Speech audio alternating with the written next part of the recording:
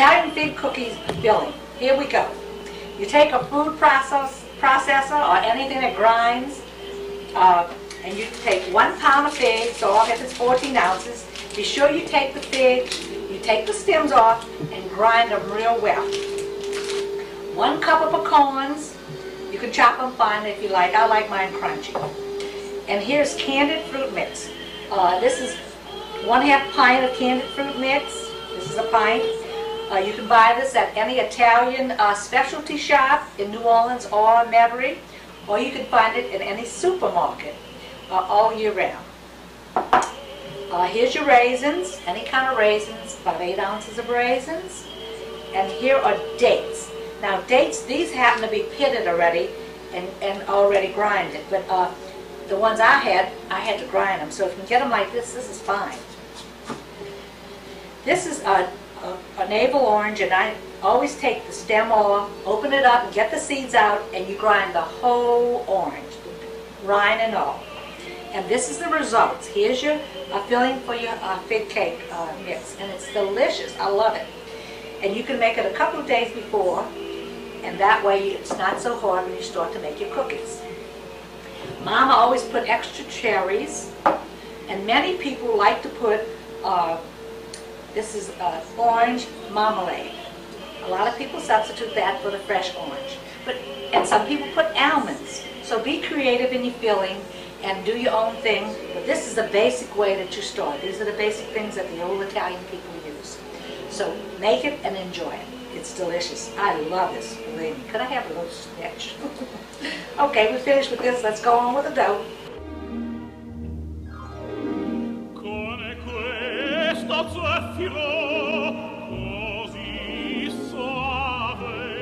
Hi, this is a fig cookie dough. Now this is a secret to every fig cookie. You must know how to make the dough correctly. And I deliberately put 3 bowls, 1, 2, 3, so that you can see if you divide everything, you will not make a mistake. Now in the first bowl, you put 1 block of butter and 1/2 cup of sugar. That's all. So this is all you need to put in this bowl. Now in this bowl, you have to beat it. You have to cream it for about 5 to 10 minutes. And I mean, till you can't taste the sugar at all. Now I purposely got this sugar bag out to show you. This says extra fine granulated sugar. This is the kind that's best because it doesn't take so long to get it creamed. So cream your butter and your sugar. That's all you need. And naturally I put it here. And to save time, I creamed it. And let me show you how it looks creamed. This took 10 minutes of cream. Cream the butter and the sugar. And this is a cream. It's fluffy like. Now next, in the next bowl, and you had to beat this too, I have taken 2 eggs, and let's see, 2 eggs, let me make sure, 1/4 cup of cream, 1/4 cup of pet cream, and 2 tablespoons of almond extract. I've already put in here to save a time. It almost took the whole little bottle. You can substitute, but we put almond. And so we put 3 things in here. Remember, 2 things in here, 3 things in here. And this is 2 eggs, the cream, and the almond well beaten. I've already beaten it to save time. Okay? You have that? Now in the next bowl, you put the flour, and it says 3 cups of all-purpose gold medal flour and 1/2 teaspoon of baking powder. So here's your gold medal all-purpose flour and 1/2 teaspoon, which means just this little bitty thing. And I've already put it here. So we have it already in there. So in here we have, if you can remember, 2, 3, 2, you'll get the recipe right. And it's simple. Flour, dry ingredients here, wet ingredients here, and this is creaming. You always cream butter and sugar. That's the secret. Cream your butter and your sugar. So since this is already nicely creamed, we're going to start to add in our well-beaten eggs, which has the eggs. It has the almond and the cream in it.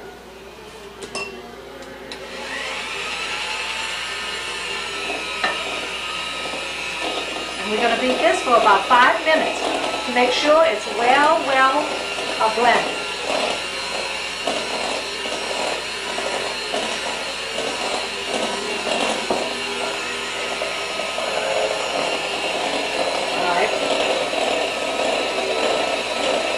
We're going to beat this for approximately 5 minutes.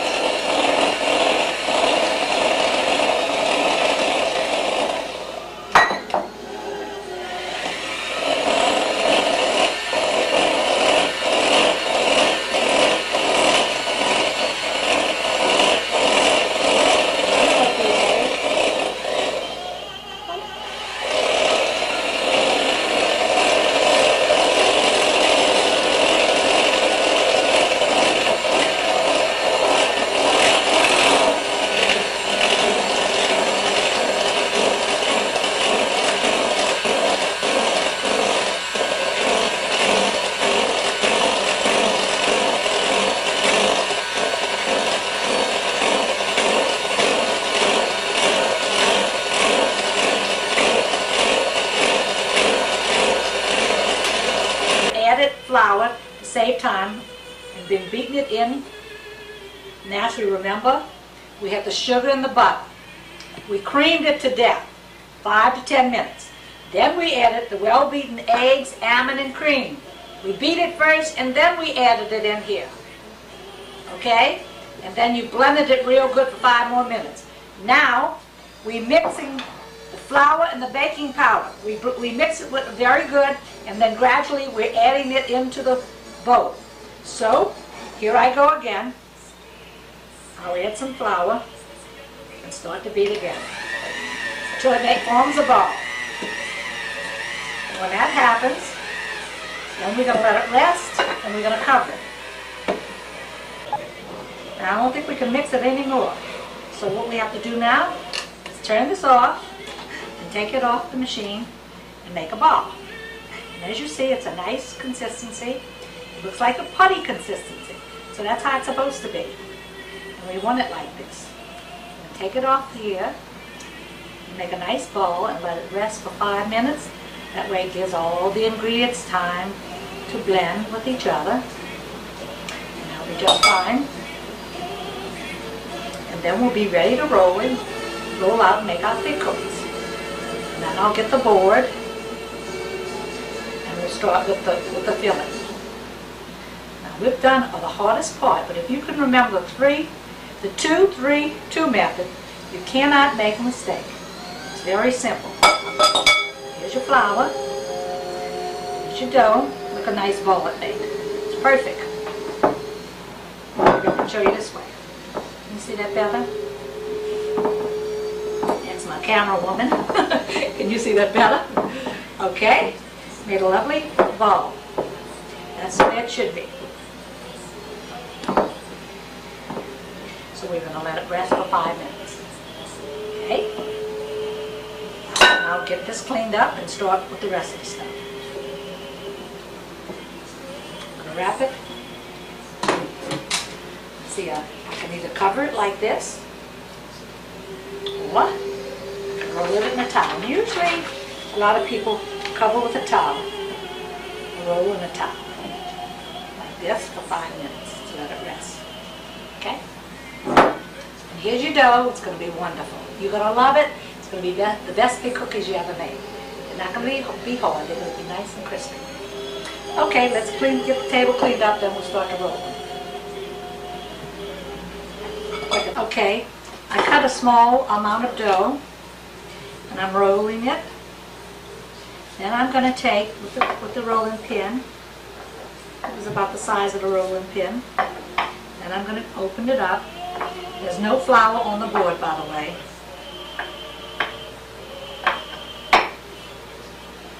And the dough is very thin. Now you see my fig, I've been putting some in the oven already. I may have a little bit left over, but don't worry. You can use that for anything you want. Or just eat it like that, it's so delicious. I was trying to overstuff them and they don't come out good. I like plenty figs, but sometimes I mess up. But don't worry. The icing covers a lot of, how do you say? A lot of folks, so you won't be able to see all that. When you have your icing on, you won't be able to see any of those. And there's your figs. Now, you take your knife and you try to cut it even if you can. If you can. Okay? Then you gently fold over the ends. And the most important thing is when you roll this big cookie, you want to make sure you're going to roll it so that the dough sticks. But when you roll, notice I'm pinching the dough here. But when you roll it and you cut it, you make sure that when you bake it, the raw edge is down. See the seam here? That is down on the cookie, so it doesn't open when you bake it. Alright, this is about the size of a, see? You roll it about the size, but that's the way it ends up when you fill it up. And here's a seam, you can see the seam, I don't know if you can see it back here. And you take your little fig cookie and then you just pat it. And you can cut them. Cut them about 1.5 inches and put little slits in them. 1.5 inches and little slits. And someone will say, oh, those aren't good at fig cookies. They may not look so pretty yet, but wait a minute. They'll look beautiful after.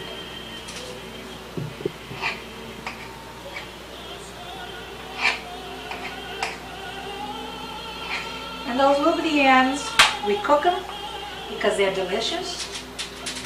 And you can eat them and use them as samples.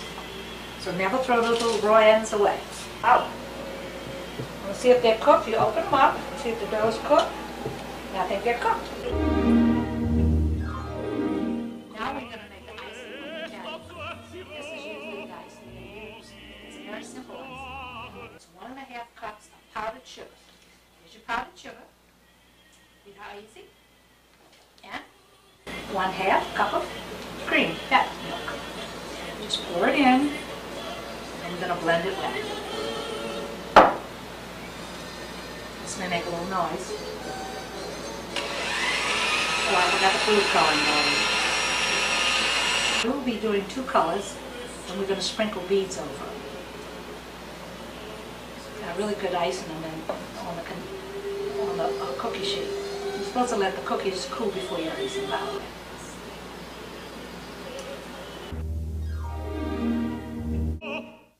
Today we're making pinjaladas. And it's so simple, we're going to go put it right into the food processor. So first we're going to put, I think I'll put the eggs in first. 4 eggs and 2 cups of flour. That's all there is to this recipe. Now as we, that's flour. We're going to put the food processor on and let it mix.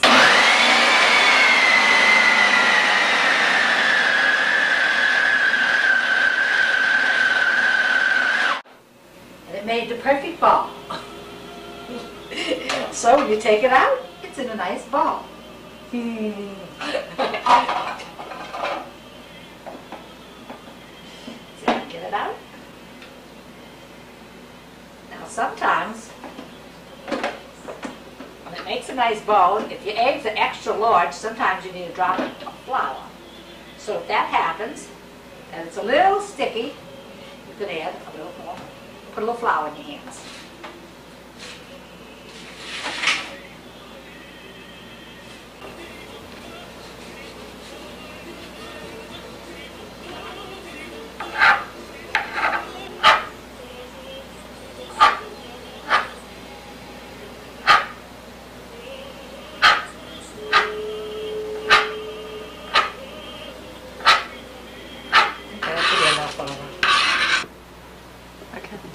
Now we're ready to fry the pinjaladas. Here they are on this platter. We try to get them loose, and we put in the pot about 1 inch of oil.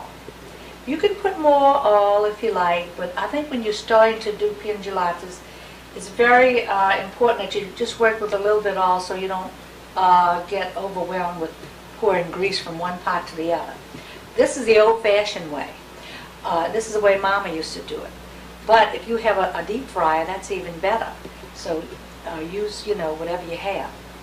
I just put one little pin gelato into the oil to see if the oil is hot enough. Maybe if we get a close-up, we can see that the oil is not quite hot enough. You have to wait till the pin gelato gets really hot, because when you put the oil gets really hot, because when you put plenty into the pot, naturally it cools the oil. Now you see how they turn nice and white and pretty?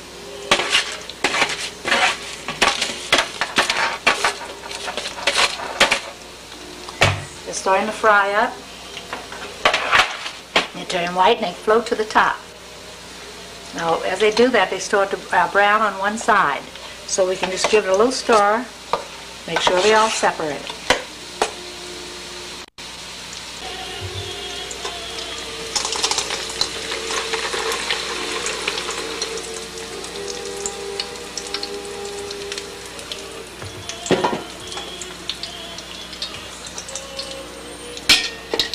And we're ready to put some more in.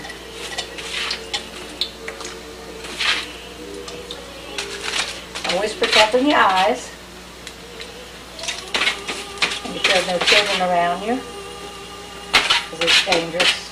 They taste delicious. And this is one wonderful little batch. Can you see?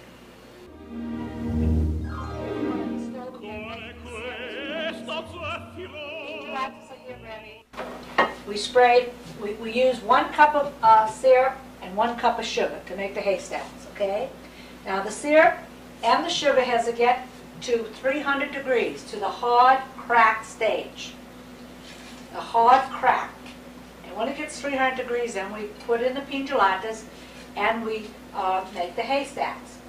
Now to make the haystacks, you need to spray the countertop, I spray the spoon, I'll spray the funnel, the countertop, and I sprayed my gloves so that it won't stick to my gloves. This will prevent your hands from burning, and then you can work a little easier.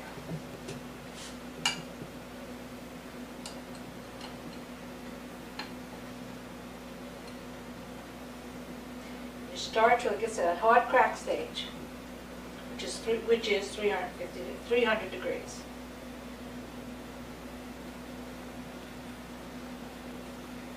You can cut it. You cut it. Your syrup is at the hard crack stage, 300 degrees.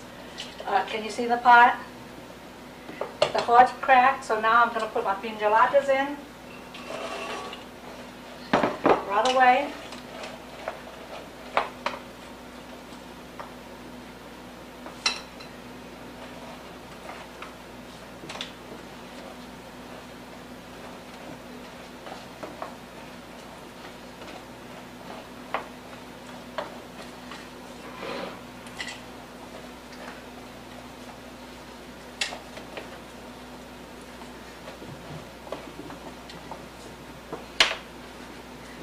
Gloves on.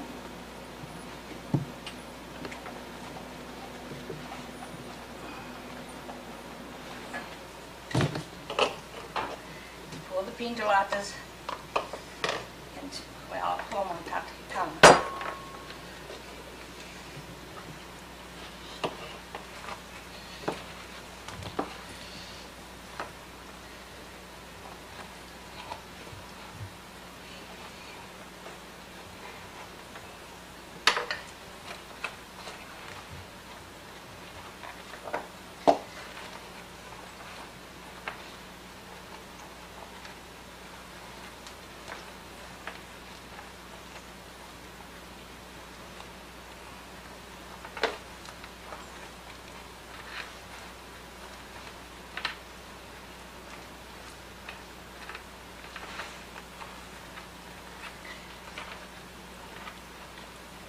Now when you have your pin gelatas and they're still hot, you can take and put some seeds, some little seeds all over them.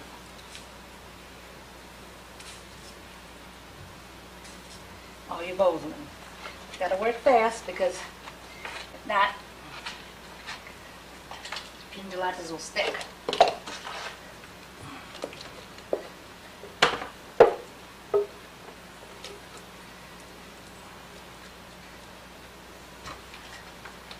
They have to dry out so they can stick real well.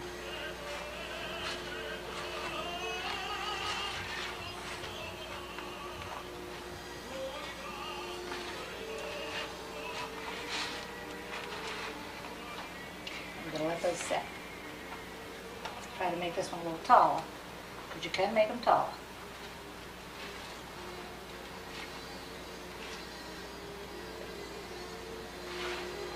This is not hot, still soft. And that's your little haystacks. Right now, we're going to make gelatas, and we're going to make the loose pina gelatas. Loose pina gelatas, all you do is take 1 1/4 cup of sugar. Here's the sugar. I already poured it into here.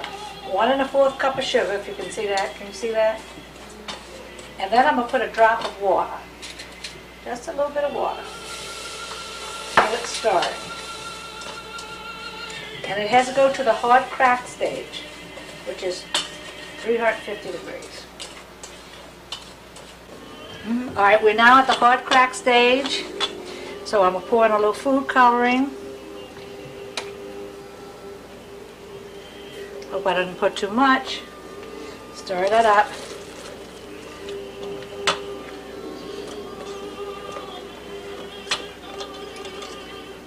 Mama it out.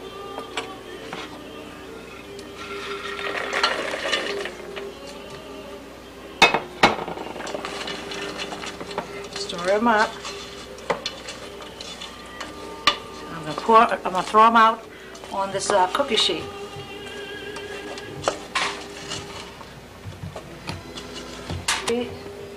And that way there'll be loose pina gelatas.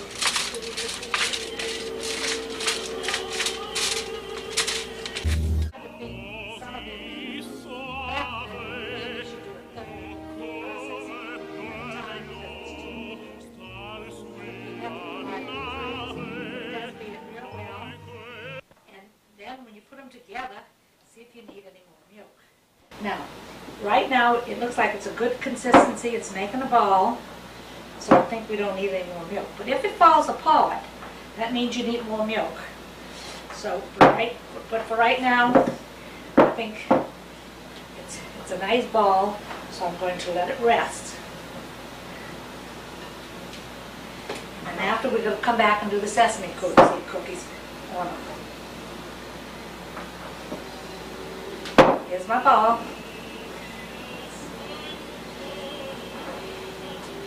So I'm going to put it into a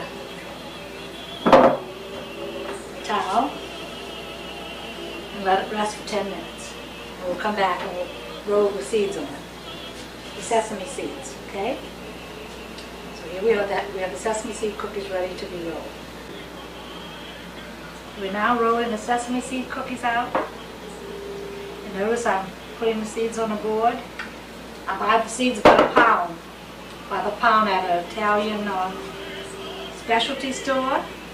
They have them in New Orleans and Metairie. So you just go buy it by the pounds. It's much cheaper than buying little bitty jars. And you roll the cookie right into the seeds. See how easy it is? And if your cookie breaks, which it does, that's because it needs a little more milk, or maybe to be worked a little more. Just gently roll it into the seeds and cut off the ends, add it a little bit, and cut your cookies. And I like mine big. Some people like little bitty tiny sesame seed cookies. I don't. When I want to eat a sesame seed cookie, I want a nice hunk. Now you can make as many as you like that. Big or small, but I like a nice sized cookie. And men do too. They don't like it itty bitty. If you want to go further, for an altar or something, well, that's different. But at home with your friends, a nice sized cookie will do it.